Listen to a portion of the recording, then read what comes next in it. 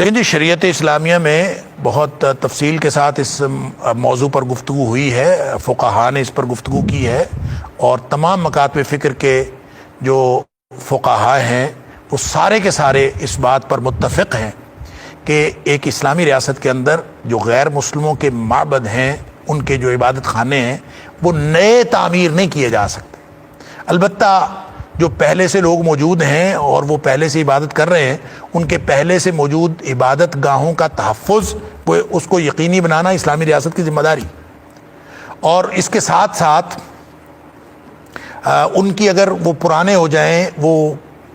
خستہ حال ہو جائیں، تو اس کی مرمت وغیرہ بھی کی جا سکتی ہے، اور وہ مرمت وغیرہ خود کریں گے، ان کو صرف اجازت ہے کہ وہ اپنی مرمت وغیرہ کر لیں۔ اسلامی ریاست خود معبد تعمیر کرے کافروں کے اور غیر مسلموں کے، اور نئے تعمیر کرے، اس کی قطعاً اجازت نہیں ہو سکتی۔ اور یہ تو بالکل اس کے مترادف ہوگا کہ جیسے آپ لوگوں کو کفر کے اندر فیسیلیٹیٹ کر رہے ہیں، اور ان کو جو اللہ اور اس کے رسول صلی اللہ علیہ وسلم کے دشمن ہیں، ان کو آپ اپنی جو سرگرمیاں ہیں اس میں وسعت دینے کی اجازت دے رہے ہیں، حالانکہ ان کو محدود کرنے کا حکم ہے۔ اور جو شریعت اسلامیہ نے ذمیوں کو، ذمی اس شخص کو کہتے ہیں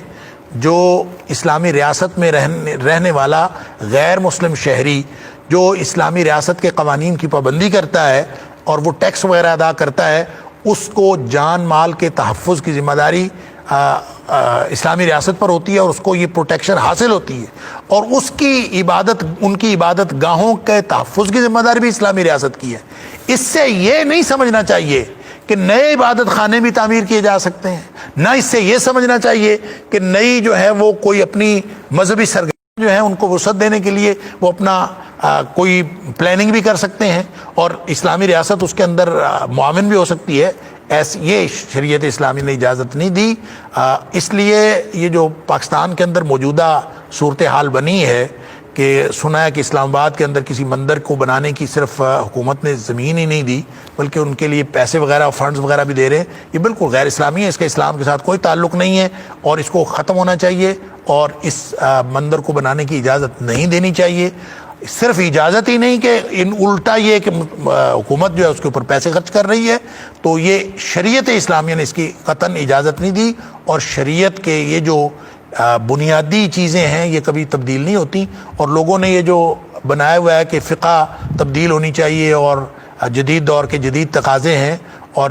ایسا کوئی تقاضا جدید ترین دور میں بھی نہیں ہو سکتا جس میں غیر اللہ کی عبادت کے لیے مسلمان فیسیلیٹیٹ کریں۔ مسلمانوں کو اگر کبھی ایسا موقع آئے کہ وہ توحید کے بجائے شرک کو فیسیلیٹیٹ کریں اور شرک کے ساتھ معاملت کریں، تو ان کو ویسے ہی مر جانا چاہیے۔ کیا ضرورت ہے ایسی زندگی کی کہ جس میں انسان توحید کے خلاف زندگی گزار رہا ہو؟ تو مومنوں کو، اہل ایمان کو اپنے ایمان کی بنیاد پر فیصلے کرنے، اور اسلامی ریاست چونکہ ایمان کا مظہر ہوتی ہے، لہذا اس کے فیصلے بھی اس کے مطابق ہونے چاہیے۔ اس لیے قطعاً کوئی مسلمان، کوئی شریعت کا علم رکھنے والا اس بات کی اجازت نہیں دے سکتا۔ تو حکومت پاکستان کو اس بات کی طرف توجہ کرنی چاہیے، اور ہم سب کی یہ استدعا، جو ہم